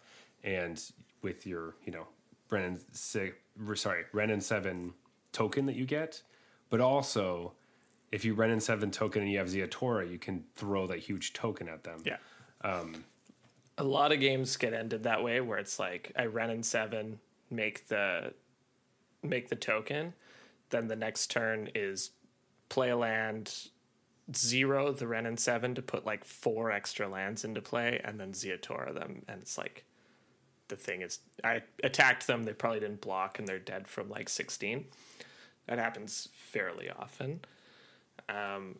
And so what I love is like exactly what you just described. There's like the 2 combos, Ren and 7 combos with Zeatora, but then also combos in a totally different way with Soul of Windgrace. Then Liliana combos with obviously like the underdog, but also the other way with Soul of Windgrace, because it's just like often Soul of Windgrace on curve doesn't get you the land because nobody has a land in their graveyard. But Liliana, with both you and your opponent discarding, there's a really good chance a graveyard has a land in it for your Soul of Windgrace. It's really fun deck. It's really fun. I had a blast with it, and so when you had posted, so if anyone who was wondering, this is the kind of stuff that Jeff posts. I don't really post decks, but Jeff posts decks in our Discord. So come be just wait for Zach's take on Mono Blue. Yeah, it's going to be exactly as another list I saw. But come join our Discord. You get decks like this every once in a while, and you get to play them, which I did was a ton of fun. But I ended up having some amazing matches. A lot of the time I would actually side in the workshop war chiefs because I was strangely played against both Gruul aggro and mono red when I was in this event. And my claim to fame from it was it was game 3, and they had one of those, the little the chicken. No, it's not a chicken. Sorry. It's a Phoenix chick. The Phoenix chick. Oh, yes. That attacks for 1 every turn. And they ended up being able to put up some +1/+1 counters on it. And every turn I had Soul of Windgrace, and I kept drawing lands, and I kept discarding them just to gain 3 life every turn, every time they tried to do something. And then I kept attacking with it and getting more stuff and playing Workshop War Chief and getting 3 more life. And then they'd kill it, and then I'd get another creature, and then I'd keep doing this thing and ended up winning the game with 1. Like I had 1 life over and over and over again, and they had 22, and I got to hack them down, and it was a lot of fun. Oh, that's amazing. It was. I'm sure your opponent loved that. Yeah, they really hated it. So that was. Oh, I don't know. Like they didn't say anything, obviously, but. Yeah. And I learned. No, that sounds like an awesome. I learned a lot about the deck through that matchup, and Soul of Windgrace became like one of my favorite cards to see when I was drawing cards. So good. Oh, it's gonna be a good game if I got this card. So when I built the deck, I didn't even realize I could take from my opponent's graveyard. Which when I played it one time, I was like, sorry, I was just like, oh man, wait, I could take from their graveyard. Which again, just a little tidbit that matters. Your the briefcase. You want in the late game 5 colors of mana to sack it to draw 3. You can sometimes take some of that from your opponent. Like you could take an island or you could take plains. I did experiment with playing off-colored triumphs, but I played in a league and I drew them, no joke, every game, and they were always terrible. And I was like, okay, these have to go because they replaced untapped lands. Yeah. The difference from the version I sent you, I think, is the version I sent you has the 2/3 that makes a clue. Briar Bridge, yeah. Yeah, I originally wanted that to make the mana better. I wanted it to be like a black-green deck that splashes red. Mm-hmm. It was an egregious mistake. I've since removed them and replaced them with the correct card, which is Fable of the Mirror Breaker. Makes sense, okay. And adjusted the mana slightly to enable that. The slightly worse mana is worth Fable of the Mirror Breaker. Again, it makes extra treasures so that you can sack those briefcases reliably for 3 cards. It lets you loot and find stuff. Discard lands for the Soul of Windgrace is perfect. It's another way to do that. and it copies Renin 7 tokens, or Right. the best of all, copying Moonveil Regent, because when the token dies, it has the death trigger, and it's a 4/4 flying haze. No, you have to play. You have to play the Fable. Because I was trying to figure out why the tracker was in the deck. I was like, I think this is, it's a 3 mana card that for sure doesn't. I mean, like sometimes it dies to cut down, but I was like stretching a little bit to be like, I'm trying to figure out exactly why this is here. But it ended up being good. It helped me because it has vigilance. It helped me win a lot of games. So I did like that. Yeah, it's totally a fine card. I picked it over the Trespasser, which was like close, I think. But after playing with Fable, it's like, no, Fable is just so much better that it's worth stretching the mana to just be fully 3 colors. The hope was to stay 2 color splash 1. Just the 3 colors is worth it because Fable is so much better. Yeah, that makes a lot of sense. Cool. I will update my list. Thank you for that. Yeah, add another red source. I could post my. You need to add a red source. Cut a green source. Okay, I can do that. Anyway, that is the deck I was playing in this league, and I think it works out, Jeff, that you like brewing decks and I like just getting lists from people. So I'm basically like a parasite on your back. I'm like, yeah, I was going to say it's a real symbiotic relationship, So you make decks. No, but it actually is, because I get like data about my decks, right? Because I can only play my deck so many games. Yeah. And you just told me about like, oh yeah, you play the Soul of Windgrace, discard a land and get it back. It's like, this never happened to me. Yeah. But yeah, that's a thing that can happen. Well, not only that, but I was going to say that, you post deck lists, I steal them, I play with them, and then I tell you how much fun they are. And then that's just good for you to be happy about. It also makes me feel good. So, that's what I give is words of affirmation. I hope that Sometimes he's like, dude, that deck, I don't know. Yeah, so join our Discord to see which ones are the bad ones, too. No, those are only the ones I post. Anyway. It's like, why isn't Ivy in this deck? I don't understand. You should take out the red in the Fable of the Mirror Breakers and all the junk cards and add blue and Ivy. Do a soul tie with Ivy. And then take out these briefcases and play. Slip out the back instead. Cut the Lilianas. That's no good. But Briarbridge Tacker, that's the card you should keep out of the whole deck. That's the card. Yeah, that's the only one I like. Anyway, Jeff, this has been nice. This has been fun. Good update on Standard and talking about some new stuff. We're kind of winding down a little bit. Do you have any last thoughts on Standard, though? I think you did a really great job of kind of encapsulating how we feel / you feel about the meta right now. Yeah, I think all I would say as my last thoughts is, despite what we've all said, it's more important to play what you enjoy than to play whatever you think is best. Sometimes that lines up. You're the type of person that just loves playing the best deck, and that's great. But you know what? Sometimes it's like, hey, I love mono red. Mono red's an uphill battle right now because of all the cheap removal in the Meat Hook Massacre and Shieldred. But if you love it, maybe you'll have more fun losing with mono red than winning with some Esper deck that you found on the internet. That's up to you to decide. But we always just want to strive. Hey, this is a game about fun, so do the thing that's the most fun. Yeah, exactly. And to me, winning is the most fun. So stealing Jeff's decks is the best thing for me. Yeah. Anyway, and that's fine. But I think a lot of people are in that camp. So there's no shame in taking decks that you didn't build as well. But hopefully you have a friend that will give you some sweet ones, or you make Jeff a friend of yours to steal his. Anyway. Yeah, you just got to pair up, right? Find the person that the way they have fun is building new decks that are reasonably competitive.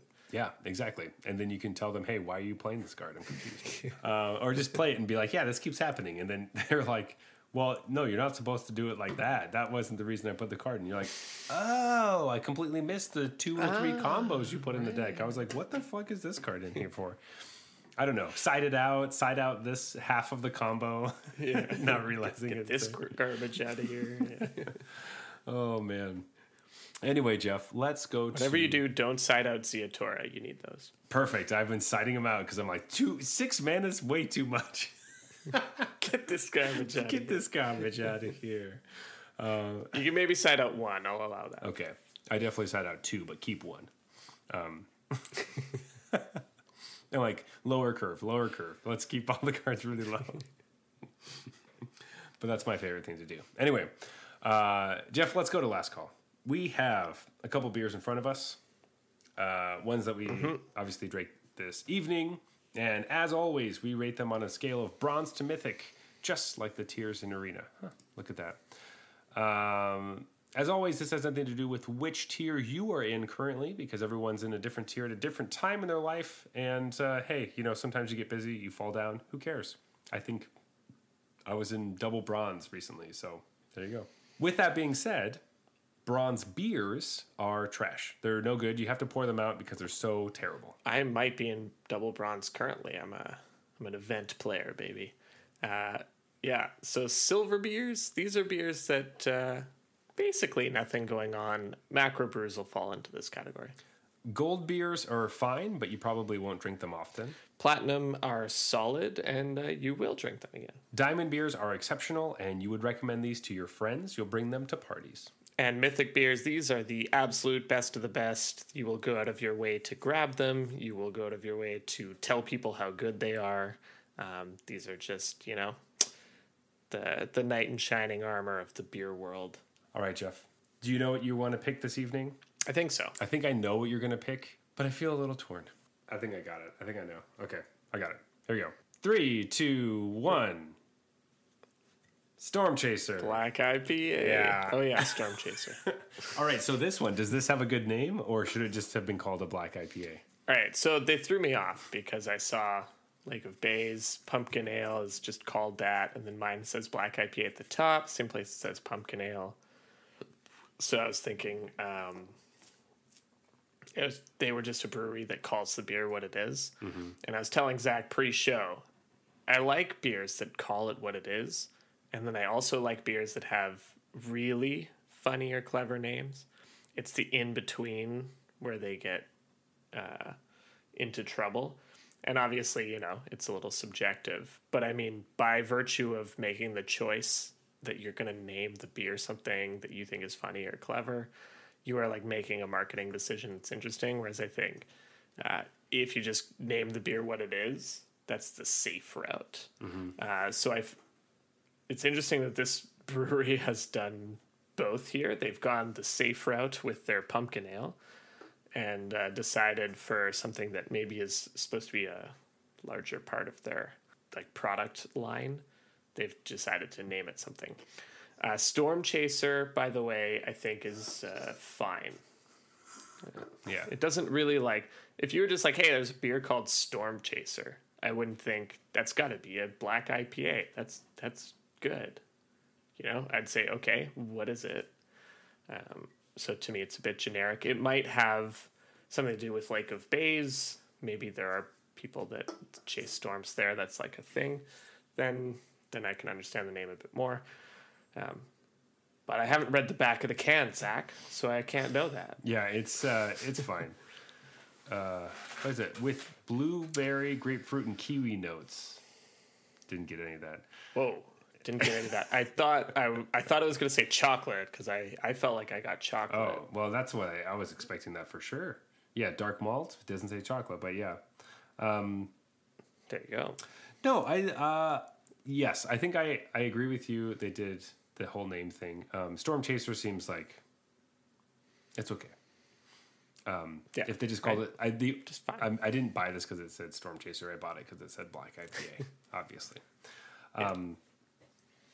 But these are fun. Obviously black ales or black lagers are something that I'm really interested in. And some of our favorite beers we've had are black lagers. And so having a black IPA is just always a lot of fun, being able to mash two different flavor profiles together. So it always gets a little bump up because of that. And if the market was saturated with black IPAs, maybe I would feel differently about this specific one. but for the time being, I think it's quite nice, and I liked it. Yeah, agreed. There's some amount of like style points here, like novelty, because black IPAs are definitely a style, but they're just not that common. And so, exactly what you said. If I was having one of these every week or every other week, different black IPA might have different things to say about this, but for me, this was like a refreshing change to the IPA playbook. Where, for me, I thought it was chocolate. I guess. No, it does say no. Sorry, it says chocolate wafer, tiramisu, and faint pine. So, you're correct. There is. Oh, well, I was about to say I was also detecting some faint pine. Oh, yeah. And some tiramisu. But, yeah. As well as the blueberries and the kiwi with the grapefruit. And I wanted to correct chocolate to chocolate water. No, wafer. Yeah. Chocolate wafer.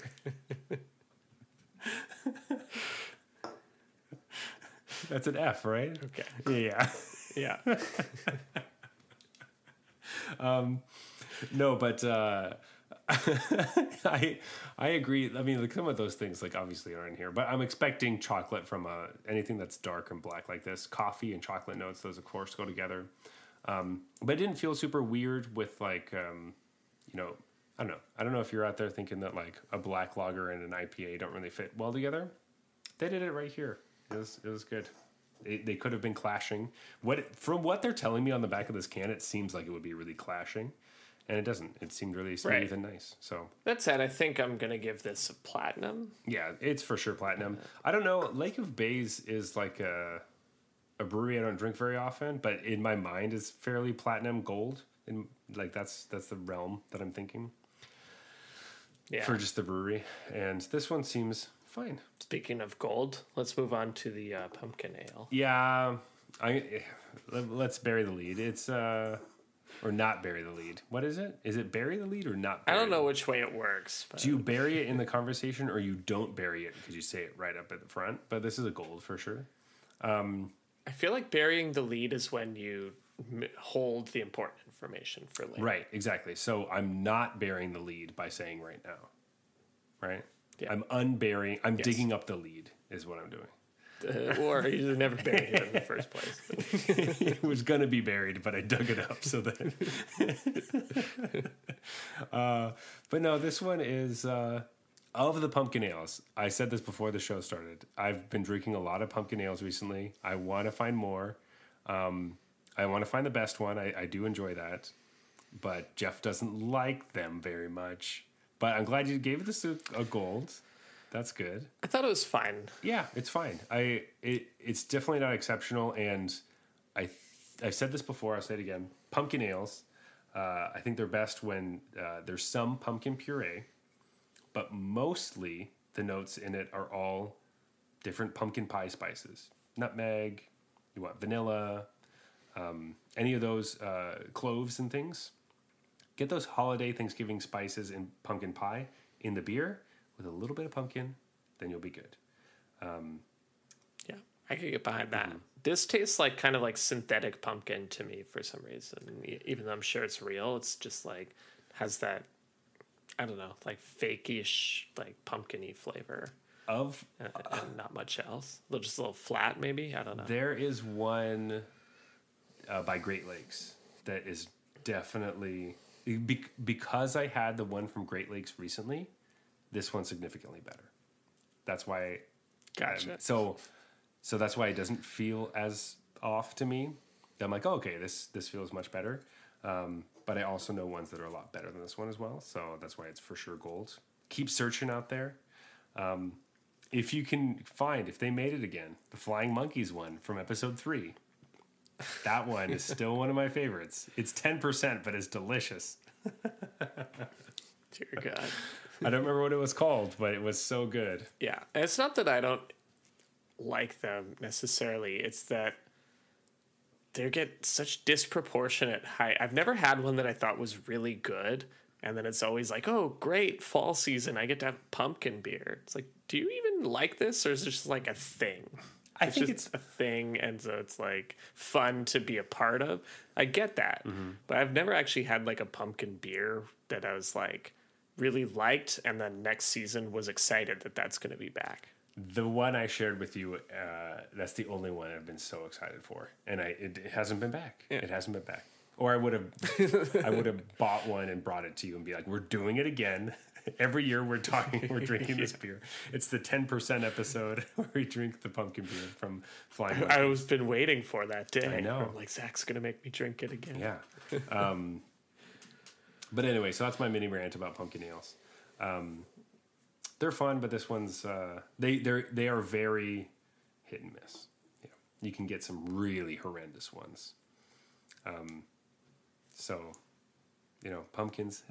Maple, always run away from maple anything. Don't ever drink something. I was gonna say it's not like banana beers where not only have I not had one that's good, they've always actively been bad. Yes. It's not like that. No, it's like not like that, or like spicy beers that like almost are always bad.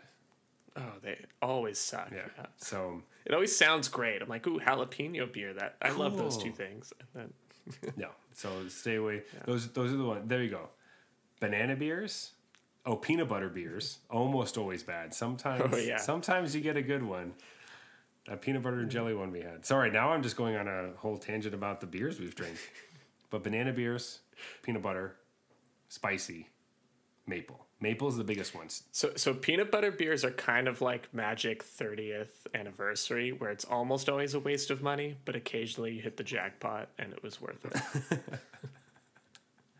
I just don't really see a world where I actually think it's worth it to spend money on that product, though. So it just always feels like I'd rather have. It's just for resale value, right? Like it's, I don't know. I feel like it's like buying a lottery. So it's like buying a really expensive lottery ticket, and then with the winnings, I buy peanut butter beers. Honestly, maybe you don't open the packs. Yeah, and you like just maybe the packs are going to go up in value. It's like purchasing a stock. So you spend $1,000 to get a box, and then you sell it when it triples. You just don't open it. Don't open it, and wait a while, and then maybe that'll sell for like $5,000 in a few years or something. There you go. At Magic's 60th. Yeah, that's right. So I feel like I need to throw this in here. Not financial advice. Yeah, we don't. The only financial advice we have, in case that wasn't clear, our financial advice is play Magic Arena and draft a lot. Anyway, Jeff, let's go to closing time because we've had a nice long episode, but I always love them. If you want to talk to us about our episode length, you can always reach us at Arena Regulars on Twitter and Instagram. You may also find us on MTG Arena under the username Arena Regulars Podcast. We'll probably be playing Rogues. You can find me personally at Zulberg, that is ZeulBerg on Twitter and Instagram. But Jeff, where can they find you? I have a Twitter account. It's at BluesBrewsMTG, BluesBrewsMTG. But if you want to get a hold of me, a much better way is to find our Discord channel and message me there. I'll be Regular Jeff on the Discord channel. Yeah, not only that, but you'll be able to look at his deck list because he doesn't post those anywhere else. It seems he could. He's not like bound to only post them at the Discord, but he just happens to only post them in the Discord. You please leave us a review on Apple Podcasts and iTunes. Anywhere you can leave a review, even the napkin next to your drink at a bar. Just write a review for us. That's just who knows who's going to read that. It'd be really helpful. Actually, that might be the most successful strategy. That'd be sweet. Imagine being like, "Oh, I found your podcast because I was cleaning up the trash from my job at a bar, and this guy had written a really nice review for you." Just said, "Do you like magic and beer?" Arena Regulars. That should be our entire thing. Let's get rid of everything else that we've ever written about the thing. Do you like magic and beer in all caps? Arena like Regulars. A Venn diagram. Yeah. Likes beer, likes magic. Arena Regulars in the middle. That we need to make shirts. Jeff, this is amazing. It's perfect. Get started on that right now. You have all the work to do because you know how to do Photoshop things. Can do. Do any of those things. I don't know. I lost track at some point. But anyway, this is the Arena Regulars podcast. Reminding you that while the new dual lands in Shadows over Innistrad might look fancy, They're really just snarls. Good night.